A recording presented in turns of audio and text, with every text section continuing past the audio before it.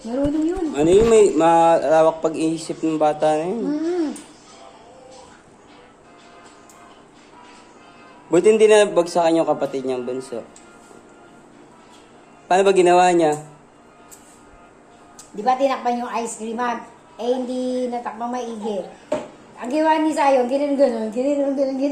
Tapos yung ice cream napunta sa ulo. Eh, yung kapatid ba na doon, buti hindi na, ko hindi, patay.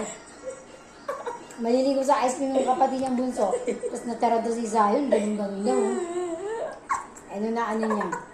Sabi niya, hindi na mapapaloy ng mga magkamot lang, pero siya rin natakot lang. Buti nga yun, parang matured mag-isip, di katulad ng iba dyan eh. Kaya nga, High school na wala pa ding utak. marunong pa yun. Alam niya kung pag magagalit mama at papa niya, Ano sinasabi niya kapag pag nagagalit si Aka?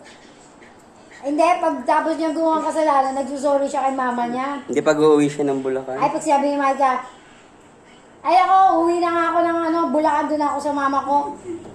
Papagod na, na-stress na dito, sasabihin nun, Mami, wag kang uuwi Bulacan. Maglilinis ako, tutulungan kita maglinis. Ayun, maglinis yung bata yun, marunong yun. Pwede ka ng reporter. Ayun nun mawawala mama yun sa paningin niya. Pwede ka ng reporter, Mi.